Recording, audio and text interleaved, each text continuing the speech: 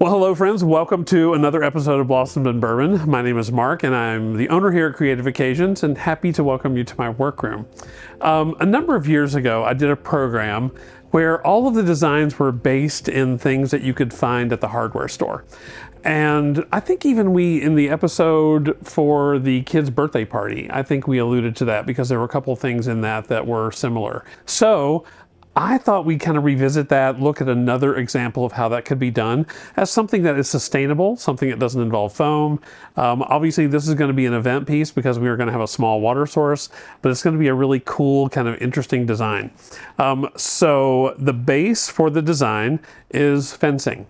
And so this literally is just like an animal kind of fencing that you would find at any of your home improvement stores. I cut off a length of it. I tied it together into a column. And as you can see, because it's a pretty stiff gauge of wire, it's pretty stable. I mean, this is not like some of the chicken wire that's really soft and pliable. This is pretty rigid and pretty firm. So it pretty much stands on its own. If you were going to do some design work in the tubes that had more weight, or if you were going to kind of cantilever things, then you might want to sit this down in a vessel or a container to kind of stabilize it more, or build a base for it perhaps. But I think as it is, we're going to go with this. Using our old friends, the water tubes again, and in this case, I just used a small white zip tie. And so the zip ties, again, because it came from the hardware store, are what we're using to hold this in place.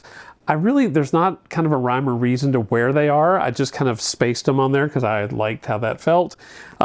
Use our friend the squeeze bottle again to put some water in there as a water source.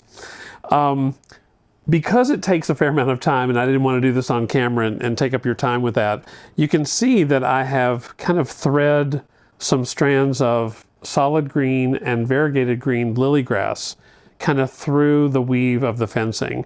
And that again is just to kind of give it a little more green, a little more life, a little more visual interest. Again, depending on the design, you could certainly do ribbon or yarn or any of those kind of things working their way through there. This product is called Whaleback. Whaleback is just such a fun product to use. It's a tropical leaf.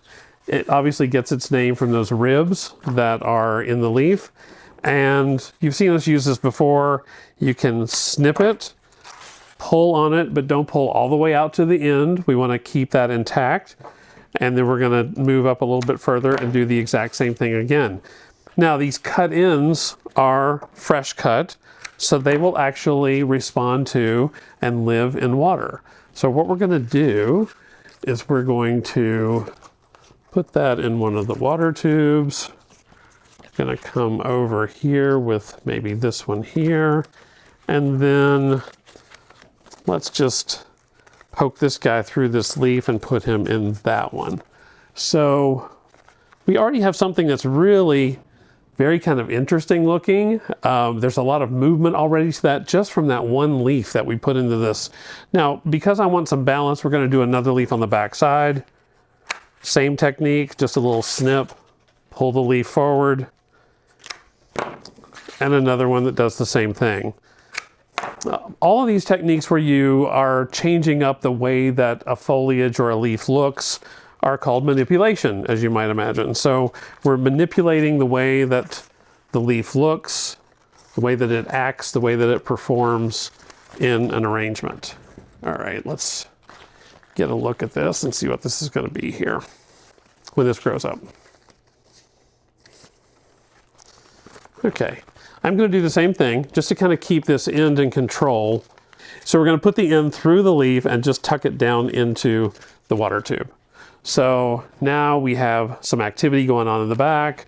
We have that great line happening in the front as well. I wanted to use for this a very simple and kind of clean flower. I didn't want a lot of fussiness about this because this design seems like it lends itself to being very clean and more contemporary. I happen to have these great stems of Phalaenopsis orchids. So beautiful.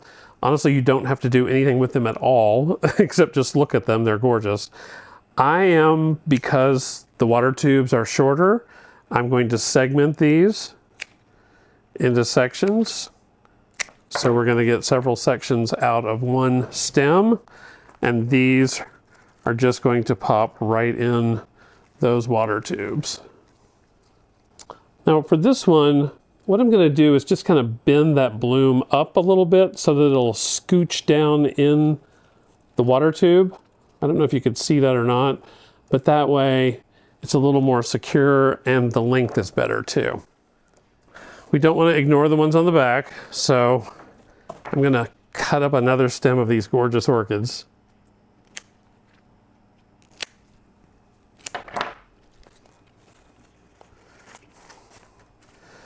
Same scenario, and you can see too that the insertion of those orchids has really kind of also helped control where that leaf is going and the movement of the leaf a little bit.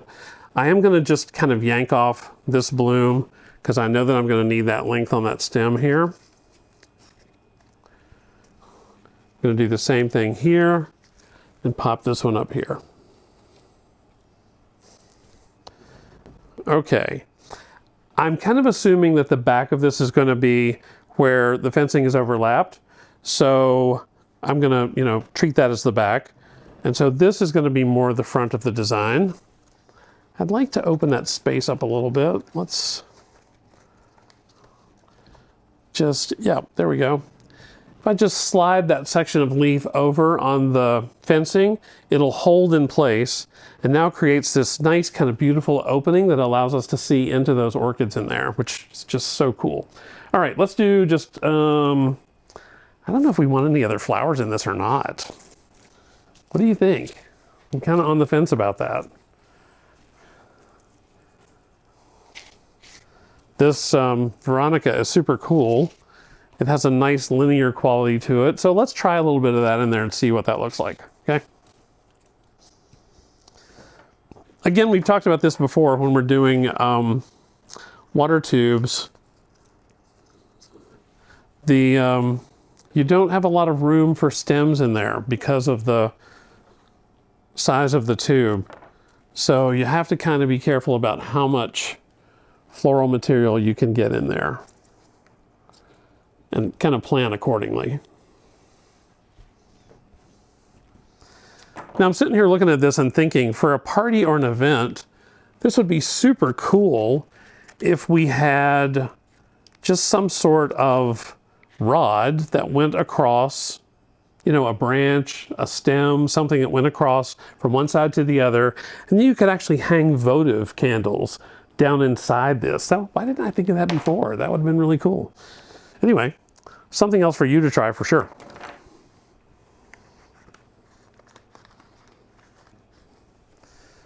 Oh yeah, I like this.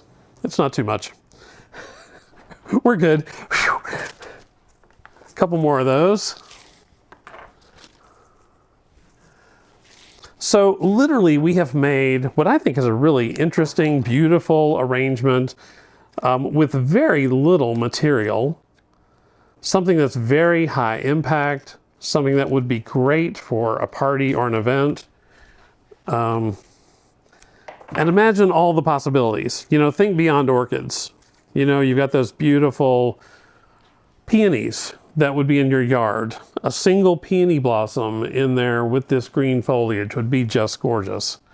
But I do like that Veronica in there. And last but not least, we're going to take some more of the lily grass. Oh, let's do this. Let's use... Can you see the smoke? I'm thinking of this as we go along.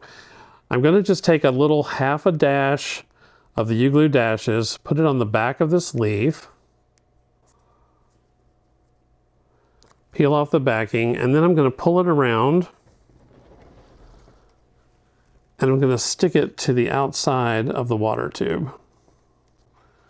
Because I just love that little bit of movement there from the lily grass. For products that I'm using, I am providing links in the description for the video. They're affiliate links, so I do receive a small commission if you make a purchase, but I would love for you to be able to at least know what the materials are that we're using and how you can get them, okay? Some of them are a little more expensive, so it may be that you'd want to go together with a friend and share a box of, the U-glue dashes or something, but check them out. We'll try to do that in every episode. I can even give you a link to the building supply store where the fencing came from. All right, so another U-glue dash to add just a little bit of movement to pull the lily grass out there. I'm not going to pull this one in. I would put it in the back just to kind of continue that movement in the back. But then since we have these lovely blooms that were left over, I think those would be gorgeous if we just kind of place those on the table or in a bowl of water floating around the base of the arrangement. Or if we put this in the bowl of water, set it on the table, and then floated orchids in it. What an amazing event that would be. Gosh, we're gonna do this at some event. I don't know, it's gonna be really cool. So let's taste bourbon.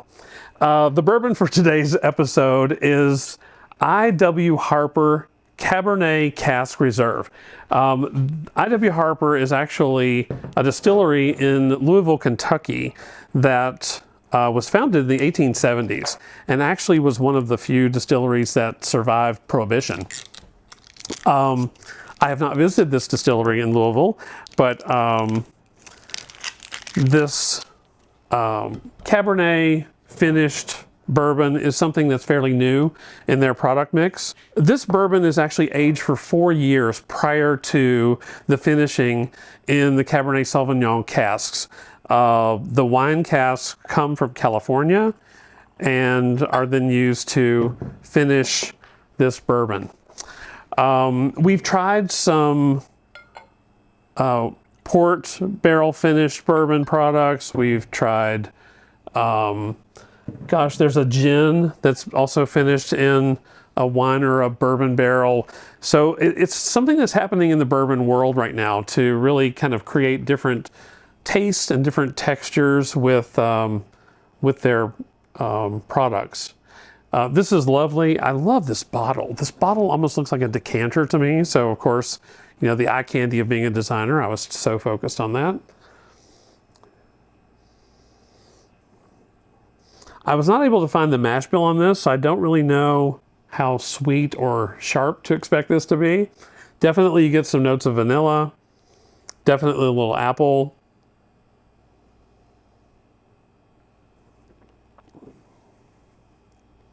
Oh, okay, there's a little bit of a burn. So we must have a fair amount of rye in here. Like some orange notes, it's like some darker fruit notes.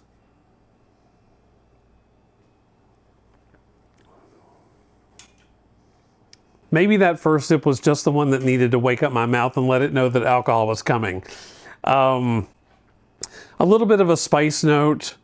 Certainly with it, the finish is not very, harsh. It is pretty smooth.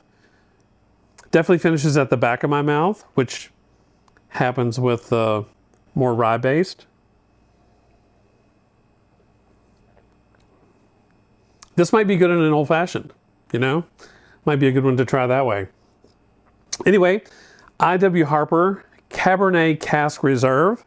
This product added in 2022 to the mix of products from the Harper Distillery. You guys, thank you so much for joining us. I hope that you're liking and enjoying these videos. I certainly appreciate you taking the time to watch. Be sure and like them, subscribe to them, hit the little bell icon, and then you'll be notified when we put up a new one. So until next time, cheers to you and to flowers every day. Take care.